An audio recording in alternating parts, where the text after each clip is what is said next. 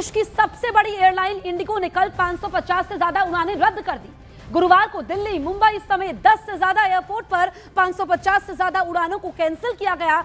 सबसे ज्यादा दिल्ली एयरपोर्ट पर इंडिगो की कुल 225 उड़ानें रद्द हुई। इसी बीच इंडिगो ने डीजीसीए को बताया है कि उसके ऑपरेशन 10 फरवरी 2026 तक पूरी तरीके से सामान्य हो जाएंगे। एविएशन सेक्टर के नए सुरक्षा नियमों की वजह से देश की सबसे बड़ी एयरलाइन कंपनी इंडिगो लगातार तीसरे दिन क्रू की कमी से जूझ रही है। इससे इंडिगो के ऑपरेशन पर बुरा असर पड़ा है। इंडिगो के शेयर में पिछले 5 दिनों में 9% की कमी आई है।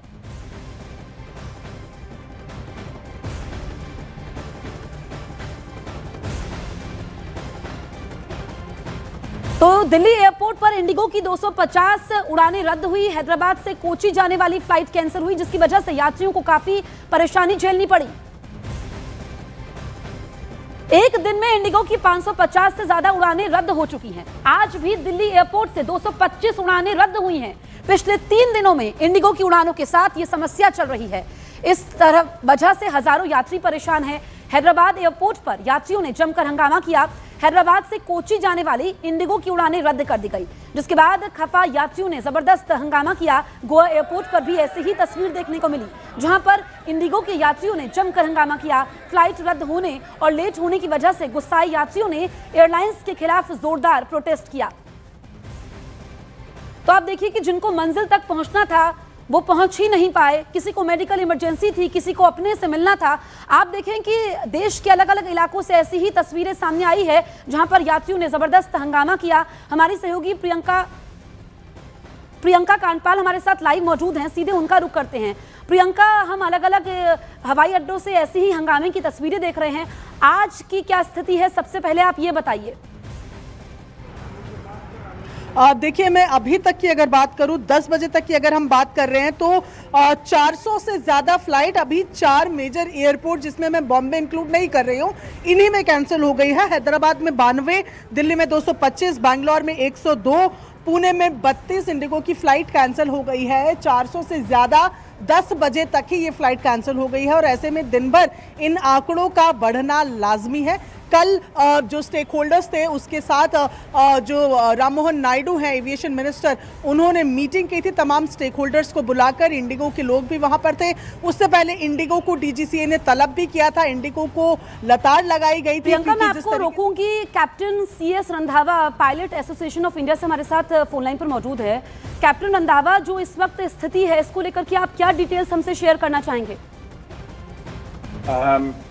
नमस्कार। मैं तो 2 दिन से एक ही चीज को रिपीट कर रहा हूं कि ये बिल्कुल एयरलाइन की तरफ से मिसमैनेजमेंट है और ये कोशिश कर रहे हैं कि हम पैसे बचाएं, हम ज्यादा मैन पावर नहीं रखें। पायलट की कुछ शॉर्टेज है, बट डीजीसीए ने इनको 6% इंक्रीज शेड्यूल में दिया है, विंटर शेड्यूल में। तो मेरे ख्याल से सेफ्टी को मद्देनजर रखते हुए एफडीटीएल पे इनको कोई भी वेरिएशन नहीं देनी चाहिए गवर्नमेंट ऑफ इंडिया को, और इनके अगेंस्ट स्ट्रिक्ट एक्शन लेना चाहिए जो ये मिसमैनेजमेंट हुआ और यात्रियों को इतनी असुविधा हुई है इस मुल्क में जिसका कोई हिसाब नहीं है। दूसरी बात, ये जो 6% इनको जो इंक्रीज शेड्यूल में दिया गया है वो इमीडिएटली कैंसिल कर देना चाहिए। इसको और फ्लाइटें बढ़ाने की परमिशन नहीं देनी चाहिए। ये पूरी कोशिश में है कि किसी तरह भी इनको ये एफडीटीएल में इनको वेरिएशन मिल जाए और इनको डिस्पेंसेशन मिल जाए और टाइम मिल जाए।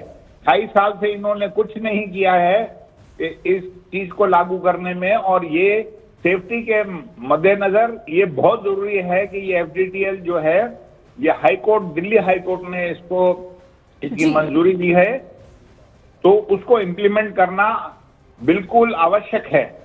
CS रंधावा जी, आप जरूरी बातें बता रहे हैं, लेकिन इंडिगो की तरफ से औपचारिक तौर पर यह कहा गया है कि जो उनकी ऑपरेशंस हैं वो 10 फरवरी तक सामान्य होंगे। यात्री बेहाल हैं, परेशान हैं, एक्शन तो होगा, लेकिन इसमें सोल्यूशन क्या निकलेगा? अभी सोल्यूशन मैडम ये है कि मैं आज आपको फिर रिपीट कर रहा हूं कि जो 6% इसका अप्रूवल हुआ है इंक्रीज ऑफ शेड्यूल, उसकी वजह से इसको ये प्रॉब्लम आई है। इसके ज्यादा इसके अगर देखा जाए तो इसके कैप्टन जो हैं वो ज्यादा 50 या 55 शॉट हैं बस।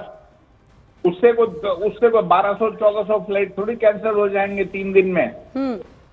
30 नवंबर तक ये बिल्कुल ठीक चल रहे थे। ये 3 दिन में क्या हुआ है आप बताइए मुझे।